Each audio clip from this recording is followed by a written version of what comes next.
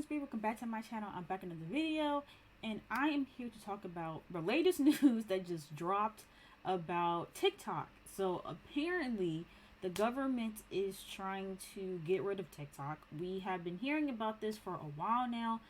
Granted, I never thought that it would progress any further. Like, I know people have their opinions about TikTok, especially because, at least with the government, on the government's end, TikTok isn't a US based platform. So, of course, with that, there's always going to be some type of pushback, even though there shouldn't be, because, we do work with China in other regards. But I guess, like, with, this app, it raised some red flags for them. But I didn't think that, they would ever be able to prevent an app like TikTok or any app that isn't based in the US from being used here. But it looks like that might actually happen. So I have this article pulled up from AP News, which is the Associated Press. And essentially, it says here, the United States is ratcheting up national security concerns about TikTok mandating that all federal employees delete the Chinese-owned social media app from government-issued mobile phones. Other Western governments are pursuing similar bans, citing espionage fears. So how serious is this threat? And should TikTok users who don't work for the government be worried about the app too? And that is what I am concerned about. I also see here too, as I'm looking at my Google search page, that Canada is also banning TikTok on government devices. So it looks like they're starting out with just banning TikTok from government issued devices. So when you work for the government and like they give you a phone to use or they give you a laptop to use, you're not allowed to use TikTok on those devices.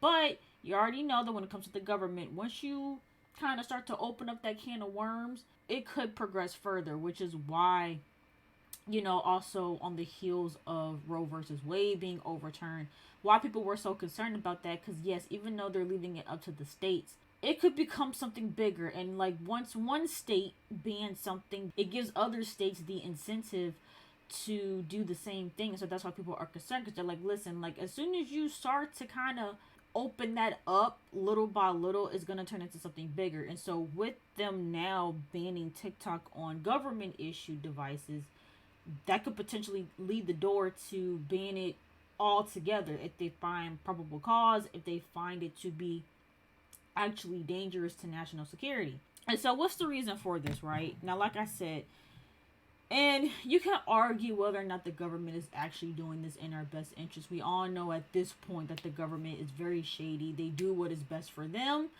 As much as we would love to believe that our government cares about us and they're doing things in our best interest, we have seen time and time again that that's just not on their priority. Ultimately, whatever decisions that they make is going to be for the best of the government, right? And so why is this? What's their reasoning behind doing this, right? And their reasoning is more so that, again, with this being a Chinese based app, they don't want China, another country, having access to our data. They don't want them having access to our information because it can be seen as a threat. They could potentially use that information against us. And so they're looking at it as, just not safe. It's not a safe thing. And the counter argument that a lot of people are proposing to that is like, yes, like we don't want China having access to our information, but the US does the exact same thing. The US government also has tapped into, we know this. They have access to literally everything we do. With everything being digital, everyone has access to everything at this point. We don't have any privacy when it comes to our devices. And so it's like, should the government have access to that? And here's the thing with that. It's like, yes, I agree that, I think that we've gotten to a point where our personal private information, it has become very vulnerable. It seems like our personal information is not personal. Our private information is not private. When you delete something, it's not actually deleted. It just feels like we don't really have a true sense of security. Like, and I thought I was the only one that felt this way, but there's some other people who are like this as well, where I don't even trust my webcam. For a long time, when like I first started, and this was a thing in high school too. Let me know if you guys ever noticed this. But for those of us who were in high school and had tablets, it literally was a thing to cover the webcam on your tablet, because back then we weren't like using Zoom. I don't know how it is now. You probably are using Zoom nowadays, but back then no one was using Zoom. This was before the pandemic. We were just using the Chromebooks and stuff like that to do homework and things like that. But the webcam was literally never used.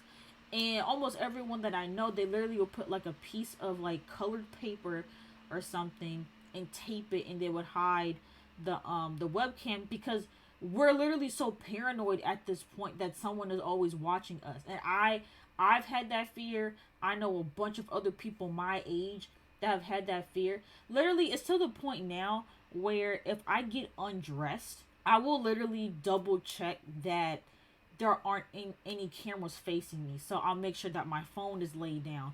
If my computer is up, I'll make sure that I shut the computer laptop down, because it's just that thought of like anyone can tap into your devices. I mean, we literally see that they're listening to us, right? We've experienced, talking to people about something, never searched it, never looked it up, just having a conversation with somebody, and then the ad pops up on your phone.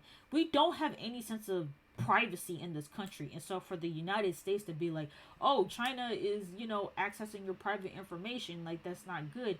It's like y'all do the same thing.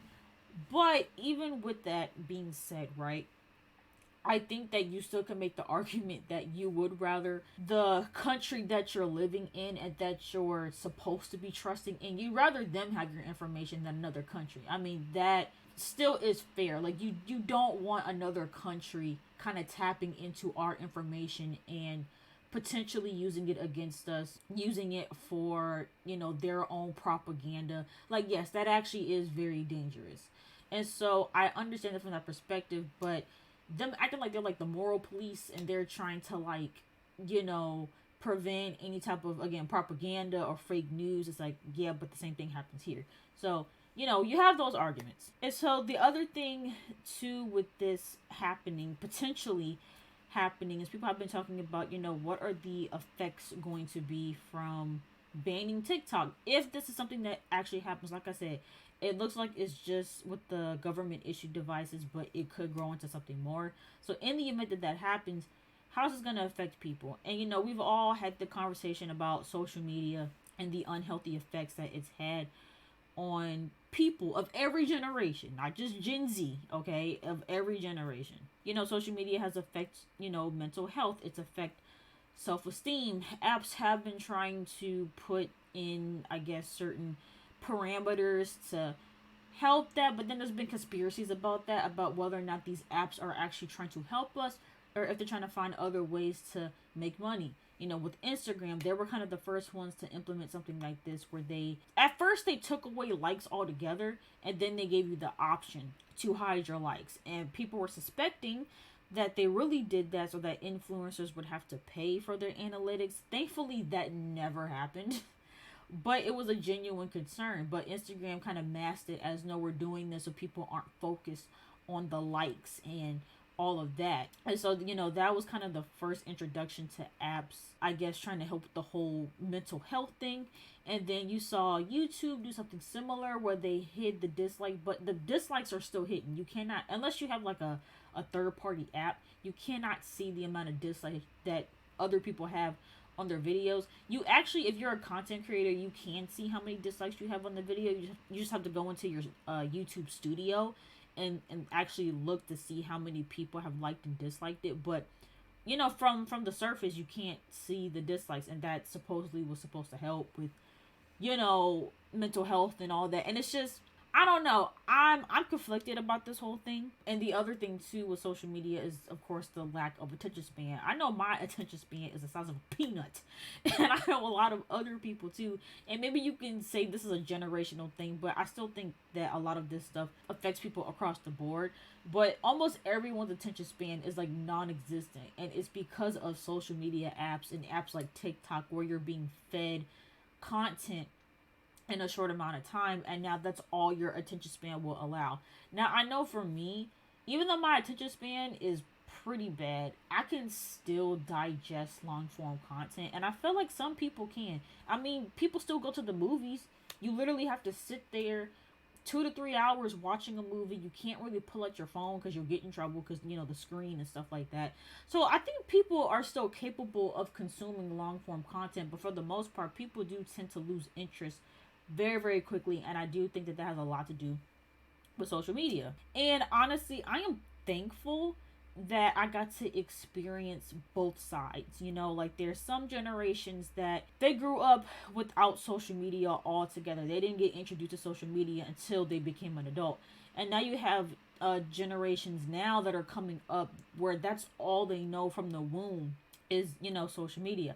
I'm thankful that I grew up in a sweet spot where social media was coming to be, and so I did get to experience a good chunk of my childhood without social media, without phones. Not saying phones didn't exist, or cell phones, sorry, or smartphones, I should say smartphones.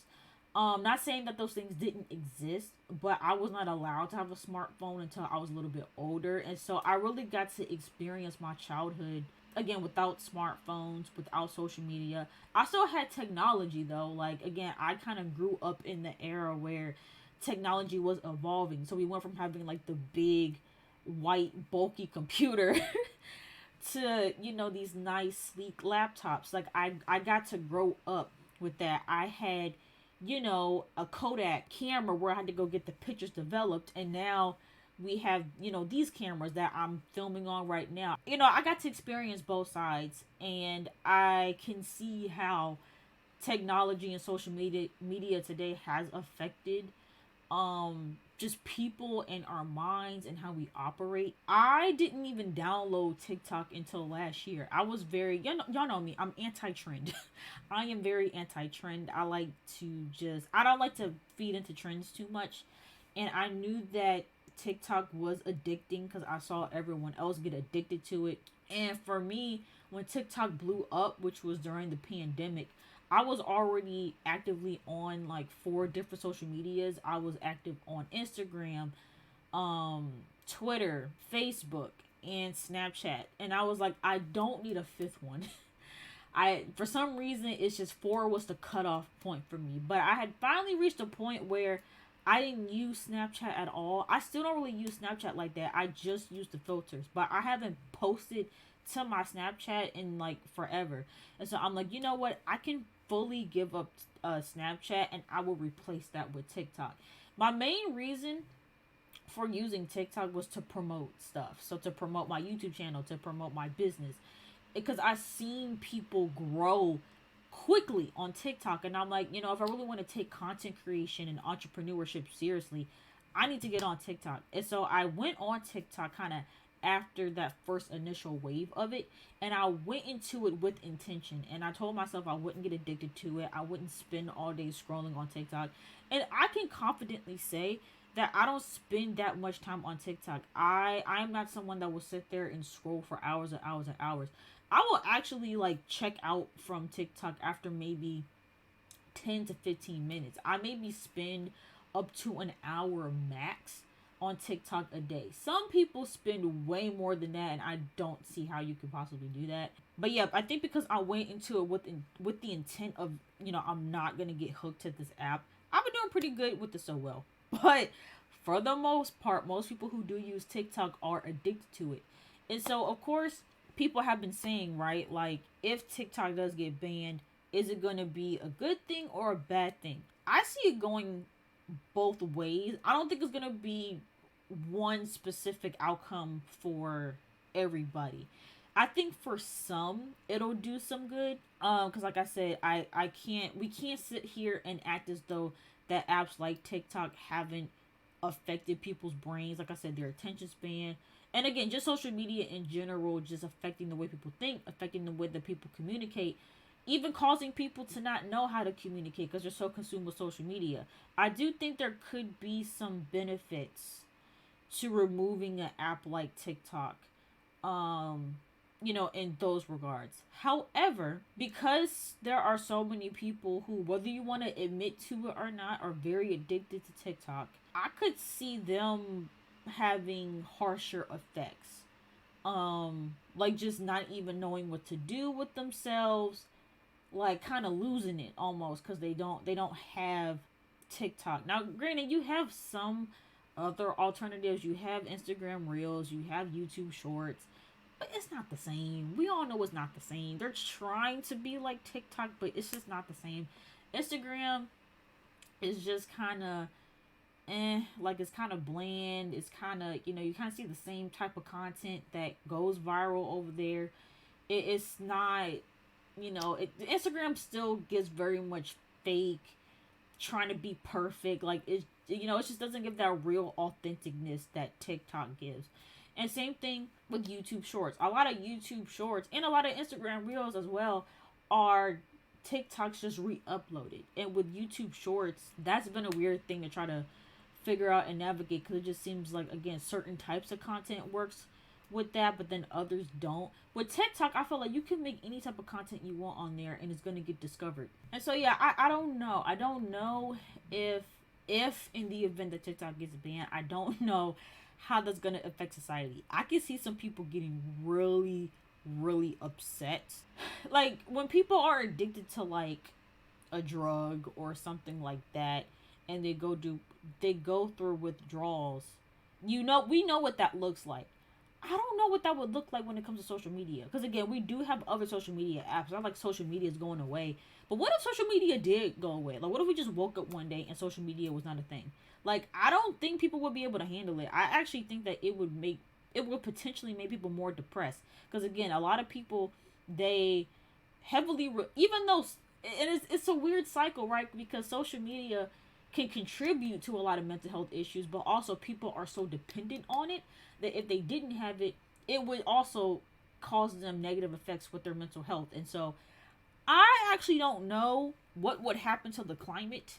I think eventually people would get adjusted to it and hopefully things would become better. But again, you still have other alternatives to TikTok. So yeah, I don't know. But also I'm hoping TikTok doesn't get banned. But we'll see. The government has been making some really crazy decisions lately, things that we didn't think that they would ever do. Like again, Roe v. Wade, and just other things that were just like, y'all can do that, or just things that have just thrown people off. Which again is why we need to stay connected, stay informed with not only just the federal government but also the local government as well, because these are the people that are making these decisions to ban TikTok and to do all these other things that don't make sense. But yeah, let me know what you guys thought in the comments down below. Do you think TikTok's gonna get banned? Do you think TikTok should get banned? Why do you think the government is trying to ban TikTok? Let me know your thoughts in the comments down below. If you guys enjoyed this video, make sure you guys go ahead and give it a big thumbs up, and please don't forget to subscribe to my channel, and I will see you guys in the next video.